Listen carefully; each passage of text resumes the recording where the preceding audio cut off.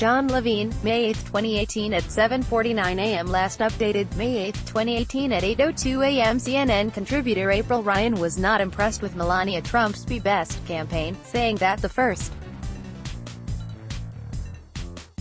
Lady was not culturally American. This is a First Lady who is not culturally American, but she is learning the ways, Ryan told OutFront host Erin Burnett on Monday evening of the campaign.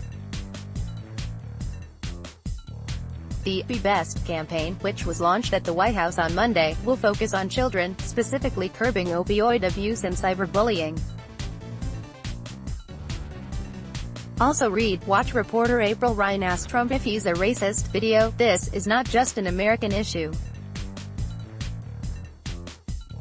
These are not just American issues.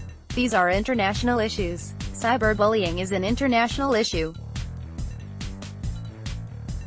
Social media is international, and also the opioid addiction issue, so it's not just here, but it's abroad as well, said Ryan, who went on to argue, as many others have, that Trump might not be the best representative of the campaign given her husband's well-known history of cyberbullying.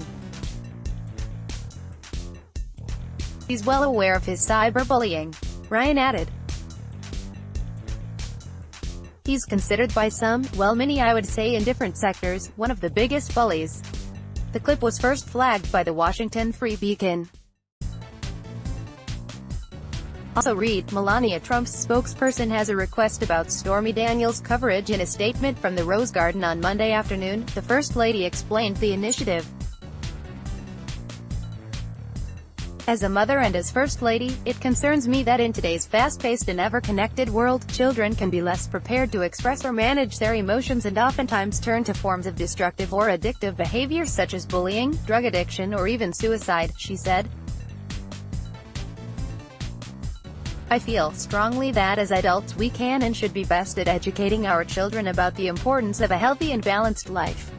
Melania Trump was born in Slovenia and became an American citizen in 2006. It's unclear what Ryan meant by the comment. CNN did not immediately respond to a request for clarification from the app. Laura Ingraham lost 8 sponsors from her Fox News show this week after criticizing Parkland shooting survivor and activist David Hogg. And it's not even the first time she's been at the center of a public feud this year. There are several recent instances where Ingraham has taken to Twitter or to the air and stirred national attention. Getty Images David Hogg On March 28, Ingraham tweeted, David Hogg rejected 4 colleges to which he applied and whines about it. Hogg then called for a boycott of 12 companies that advertise on Ingraham's show. 8 sponsors in all: Hulu, TripAdvisor, Wayfair, Nutrish, Expedia, Stitch Fix, Johnson. Hogg then told CNN that he plans to put even more pressure on Ingraham and others. The fact that they're going after us personally shows that what we're doing is working. We have them scared and now we have to go even harder. Hogg said. Getty Images LeBron James When NBA stars LeBron James and Kevin Durant made some anti-Trump remarks during an interview with ESPN's Kerry Champion, Ingraham called James's comments ignorant and said, "You're great players, no one voted for you.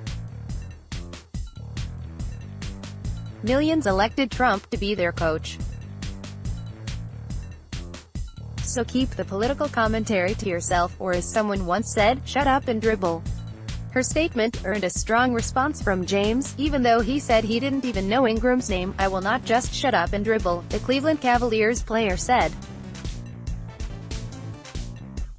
"So, thank you, whatever her name is, I get to sit up here and talk about what's really important and how I can help change kids." Ingraham issued a statement that there was no racial intent behind her words and that she has used the expression telling entertainers to shut up frequently in the past. Getty Images Hillary Clinton While speaking at the Republican National Convention, Ingraham was criticized for appearing to give the Nazi salute after her speech. She then dragged Hillary Clinton into the controversy, tweeting a collage of photos of Clinton also extending her hand in a similar fashion. "It's Hillary. Hands down." It's a satiric response to the left-wing criticism of Laura's wave last night. Desperate liberals. Ingram tweeted, YouTube Paul Ryan. Back in 2015 when Paul Ryan was being considered to be Speaker of the House, he said he would accept the job on the condition that family comes first. I cannot and I will not give up my family time, Ryan said. Ingram tweeted, but later deleted, a criticism saying, like no one has ever sacrificed family time to serve the country. Our country is in a crisis, and we need Republican leaders willing to unconditionally offer their service to the country, she added in a separate tweet. Photo by Wynn McNamee. Getty Images. Mika Brzezinski. Engaged hosts Mika Brzezinski and Joe Scarborough have a habit of getting flirty on Morning Joe, and Ingram finds it hilarious. On Feb.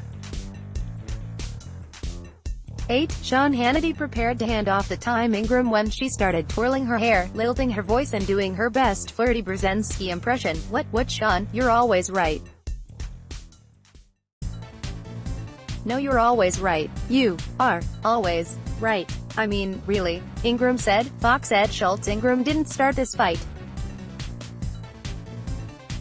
The MSNBC personality called Ingram a right-wing slut on his radio show, a comment that earned him a week-long suspension from MSNBC.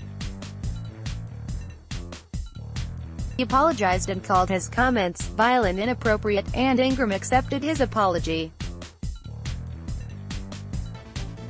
She even joked that Schultz used to be conservative. We'll welcome you back with open arms, she said. MSNBC. Donald Trump. In the wake of Hurricane Harvey, Ingram critiqued the president for leaving much of his executive branch understaffed. We can all look at these horrific pictures, and we can conclude that a federal government does need staff, Ingram said. Trump, a frequent viewer of Fox. We are not looking to fill all of those positions. Don't need many of them. Reduce size of government. Trump tweeted. Getty Images. Shepard Smith. Fox News anchor Shepard Smith gave some pointed criticism to his colleagues, telling Time that he knows some of Fox's opinion shows are strictly to be entertaining. I don't work there. I wouldn't work there. I don't want to sit around and yell at each other and talk about your philosophy and my philosophy. That sounds horrible to me. Both Sean Hannity and Ingram took issue with Smith's comments. Always liked Shep, but his comments were inconsiderate. Very proud of them, she tweeted. Laura Ingram lost 8 sponsors from her Fox News show this week after criticizing Parkland shooting survivor and activist David Hogg. And it's not even the first time she's been at the center of a public feud this year. Here are several recent instances where Ingram has taken to Twitter or to the air and stirred national attention.